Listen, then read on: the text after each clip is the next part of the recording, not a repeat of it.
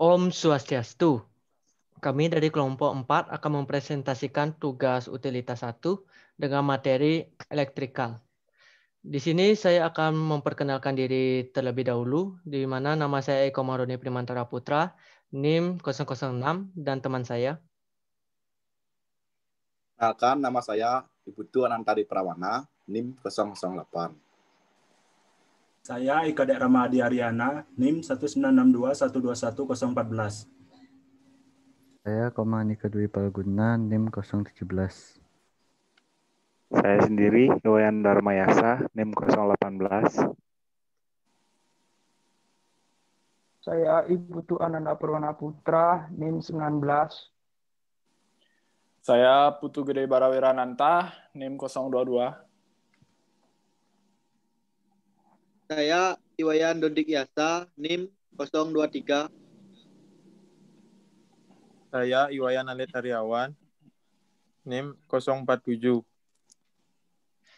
Di sini kami membahas materi sebagai berikut, di mana pertama yaitu peran arsitek dalam elektrikal, yang kedua yaitu dasar-dasar kelistrikan, yang ketiga sistem distribusi jaringan listrik, yang keempat komponen sistem kelistrikan, yang kelima penyediaan daya cadangan atau genset, yang keenam yaitu pemahaman terjadinya petir, yang ketujuh sistem instalasi penangkal petir, yang kedelapan yaitu jenis-jenis penangkal petir.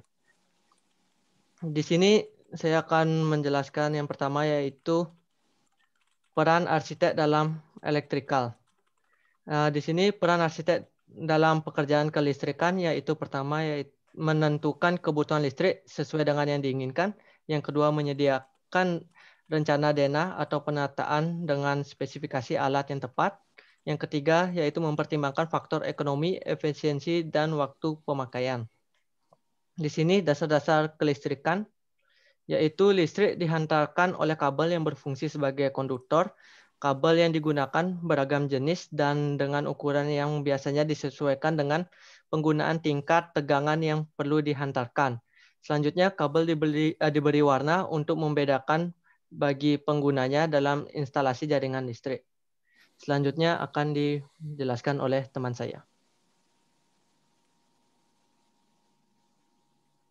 Saya Ibu Anantari Pramana, NIM 008, akan menjelaskan tentang sistem distribusi jaringan listrik. Sistem distribusi elektrikal adalah suatu sistem yang dibangun untuk memasok daya listrik bagi sekelompok beban. Dan hal tersebut merupakan suatu sistem yang cukup kompleks, dimulai dari instalasi sumber atau surke sampai instalasi beban atau load. Selanjutnya ada sistem elektrikal. Sistem elektrikal terdiri dari yang pertama, sistem pembangkit listrik, yang kedua, sistem penerangan atau tata cahaya, yang ketiga, HVAC atau Heating, Ventilation and Air Conditioning, yang keempat, sumber energi peralatan dalam bangunan, yang kelima, peralatan pumping, contohnya seperti pompa, water heater. Yang keenam, peralatan transformasi vertikal. Yang ketujuh, peralatan dapur. Yang kedelapan, peralatan khusus, misalnya alat laboratorium, rak display dengan lampu, dan lain-lain. Yang kesembilan, sistem tata surya. Yang ke-10, sistem jaringan telepon. Yang ke-11, jaringan kabel komputer atau data multimedia. Yang ke-12, sistem otomatis bangunan. Yang ke-13, sistem instalasi penangkal petir. Selanjutnya akan dijelaskan oleh teman saya. Baik, di sini saya akan menjelaskan tentang komponen sistem elektrikal, yakni yang pertama peralatan untuk power listrik yang terdiri dari transformer, switchboard, panel listrik, saklar utama, dan sirkuit breaker. Yang kedua, wiring, yang terdiri dari konduktor atau pengantar listrik dan raceway. Yang ketiga, peralatan kontrol dan pemanfaatan, yang terdiri dari penerangan, motor, kontrol, dan alat wiring. Next. Yaitu sistem pengadaan daya. Pengadaan daya listrik pada umumnya dipasok dari pembangkit tenaga listrik melalui jaringan kabel tegangan tinggi, yang kemudian diturunkan menjadi tegangan menengah dan tegangan rendah oleh transformator ditempatkan pada gardu-gardu listrik. Adapun peralatan pengadaan power sebagai berikut. Yang pertama, transformer atau transfo. Yang kedua, meteran listrik. Yang ketiga, service switch atau saklar. Yang keempat, alat perlindung sirkuit atau sekring. Yang kelima, panel listrik, dan seterusnya. Baik, sekian presentasi yang saya dapat sampaikan. Selanjutnya akan dijelaskan oleh teman saya. Sistem penerangan tata cahaya. Sistem pelayanan pengadaan daya overhead dengan tiang dan jaringan kabel underground ditanam. Faktor yang mempengaruhi pengadaan daya. Yang pertama, panjang area pelayanan, jenis permukaan atau gurun, padang, dan lain-lain. Yang ketiga, keterbatasan budget. Yang keempat, voltase perusahaan penyediaan. Yang kelima, beban elektrik untuk site dan lingkungan. Yang keenam, pentingnya tampilan. Yang ketujuh, keberlanjutan perawatan dan pelayanan. Yang kedelapan, kondisi cuaca.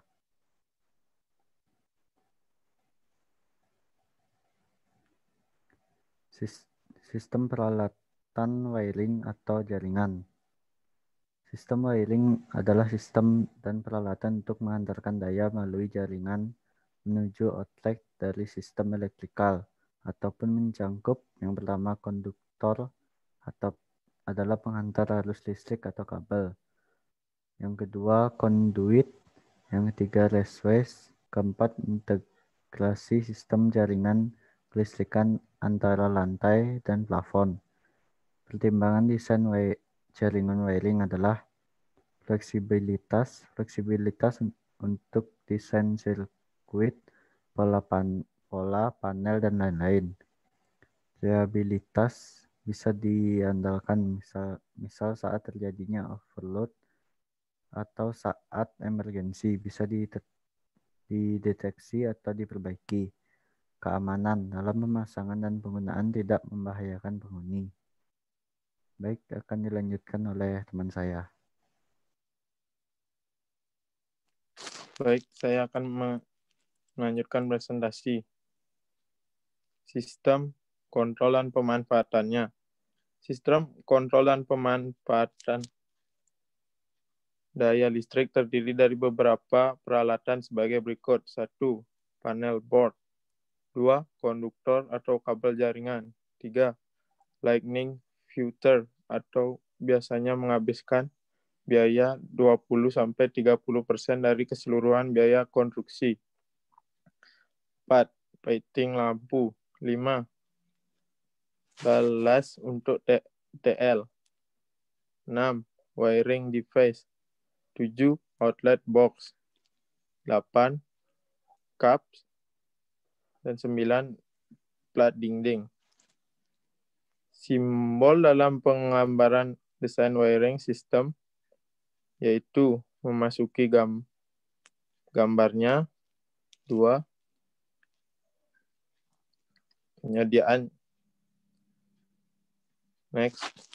Penyediaan daya cadangan atau genset.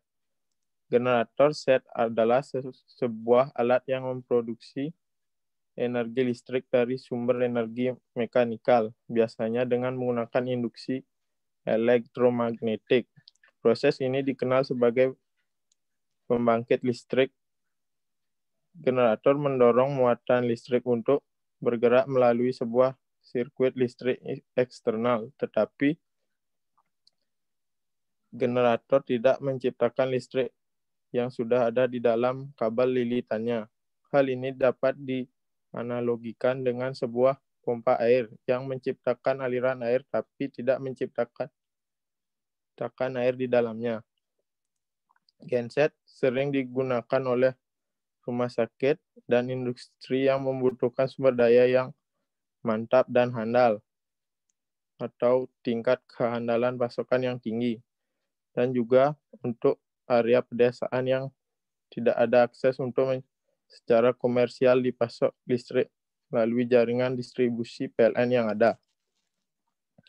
Suatu mesin diesel generator set terdiri dari satu primer mover atau penggerak mula. Dalam hal ini mesin diesel atau dalam bahasa Inggris disebut diesel engine. 2. Generator.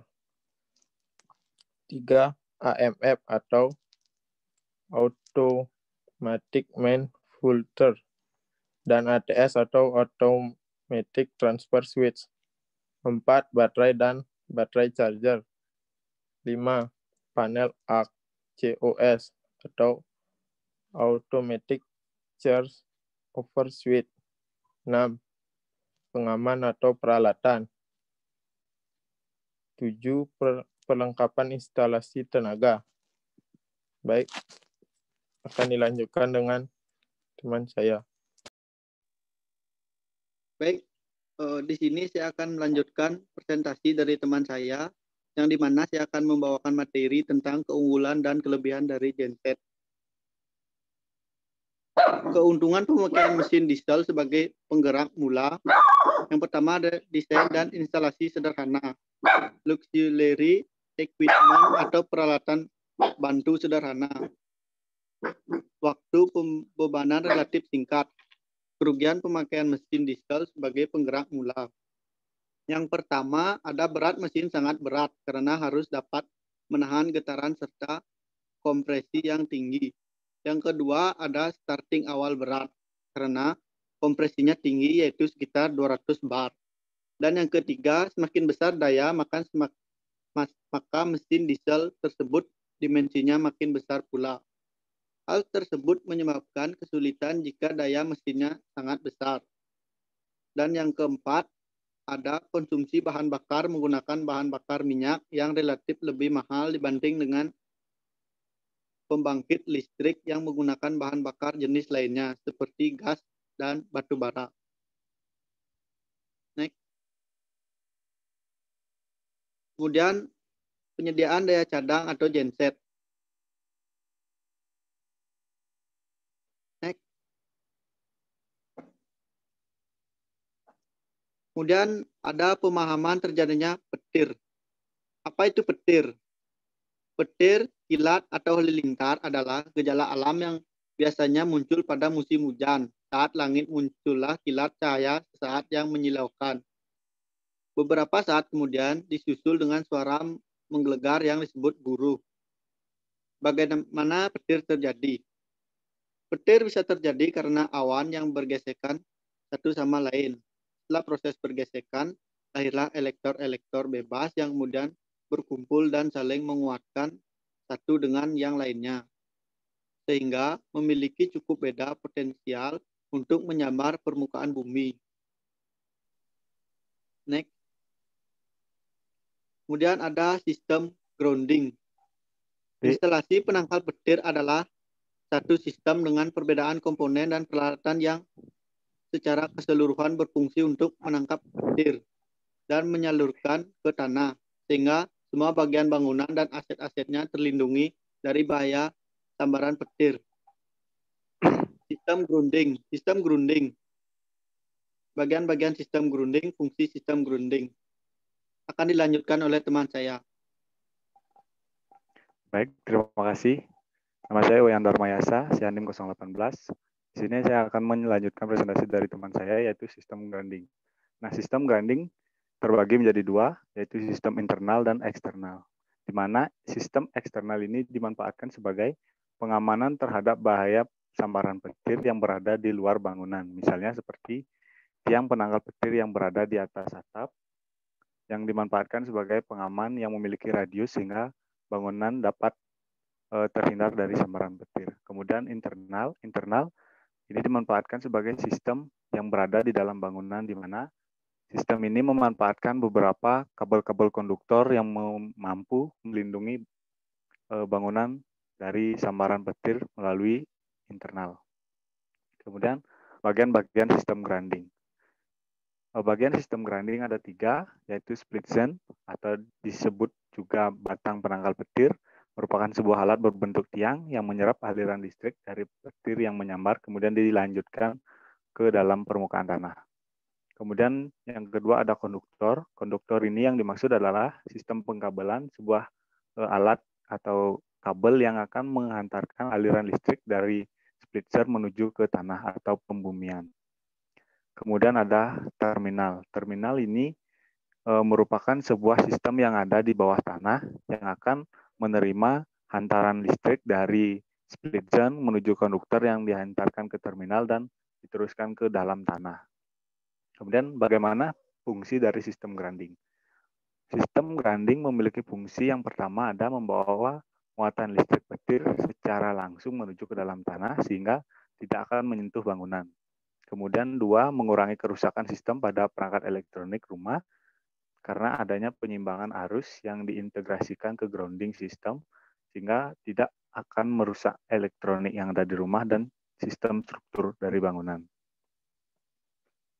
Next round.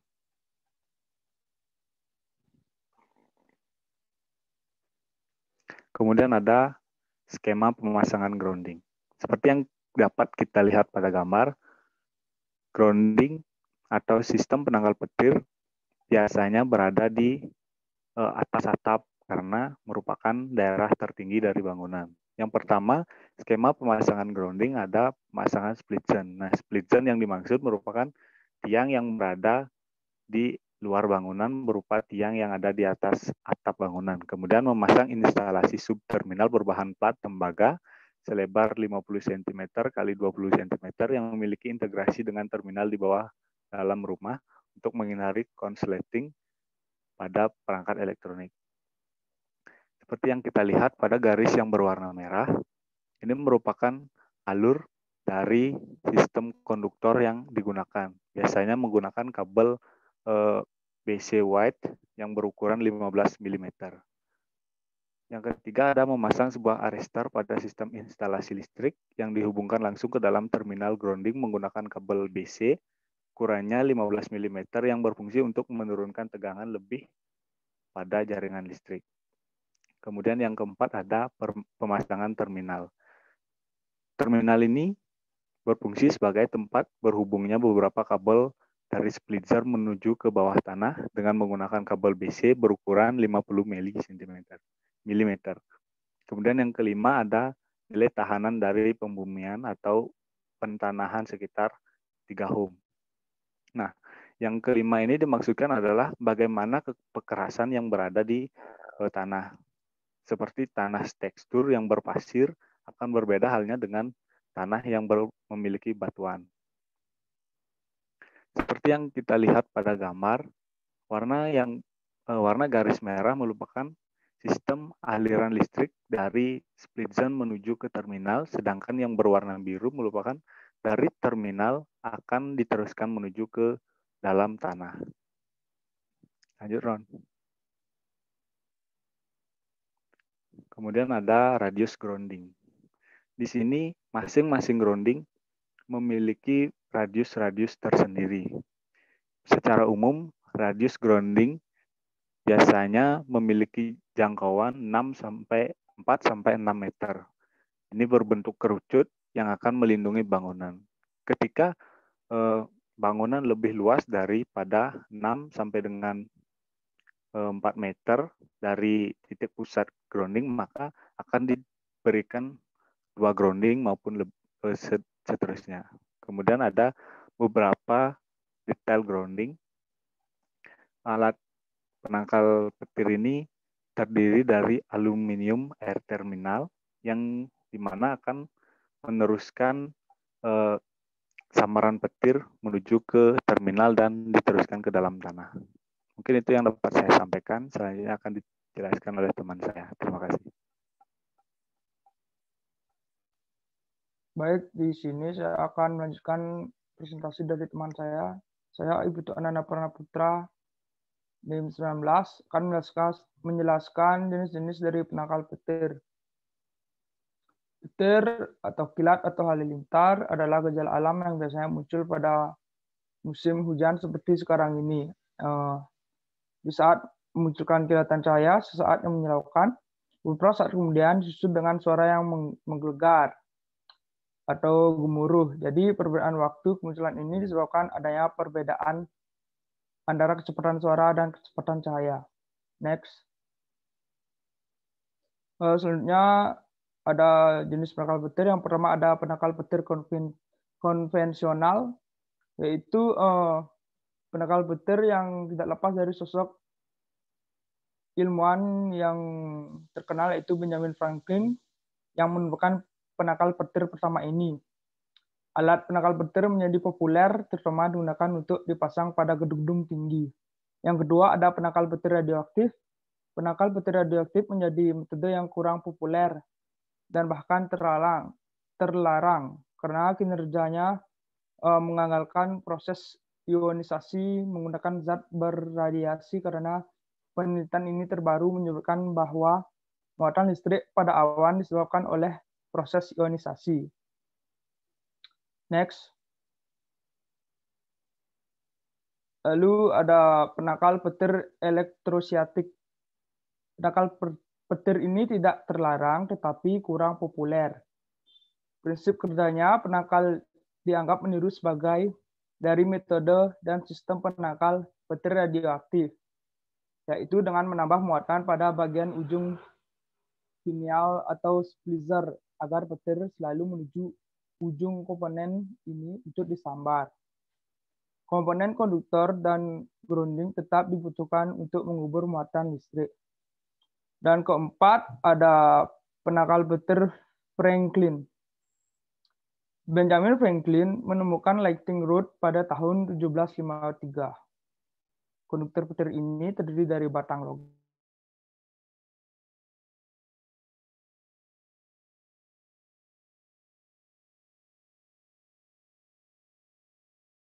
Konter yang mengalirkan dan dua sistem grounding.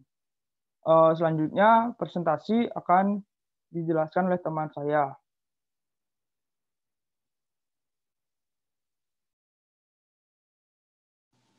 Baik, saya akan melanjutkan presentasi dari Ananda.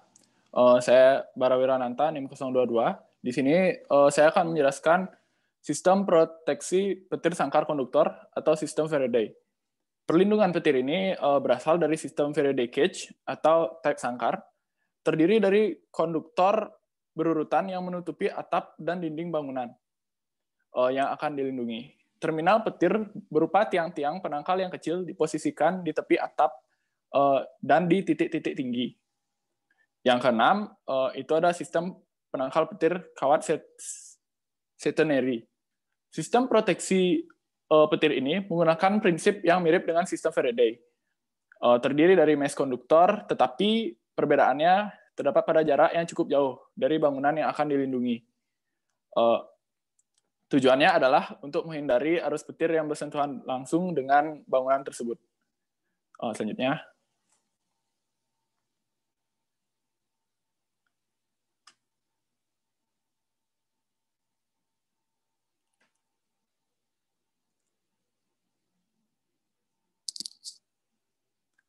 Yang ketujuh, ada perlindungan menggunakan komponen alami. Sistem ini menggunakan bagian dari struktur bangunan yang dapat berpartisipasi dalam perlindungan eksternal melalui kapasitas bahan untuk menangkap sambaran petir atau untuk mengalirkan arus petir. Komponen-komponen ini terdiri dari yang pertama itu adalah konstruksi logam, yang kedua itu ada pelapis logam dari dinding atau selongsong logam. Yang ketiga ada lembaran logam yang menutupi volume yang akan dilindungi. Yang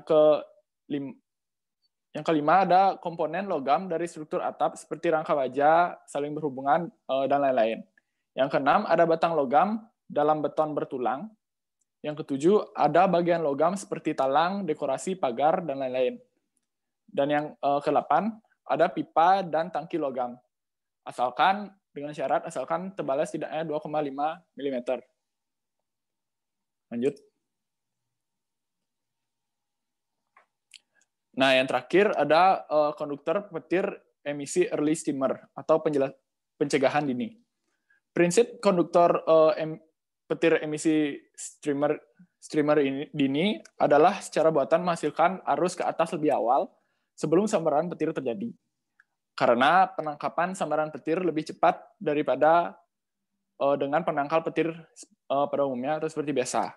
Teknologi ini dapat digunakan untuk melindungi zona yang tersebar di area lebih luas, sehingga memastikan perlindungan bangunan cukup besar. Baik, mungkin sekian dari presentasi kelompok 4. Apabila ada salah kata, mohon dimaafkan. Saya tutup dengan Parama Santi. Om Santi Santi Santi Om.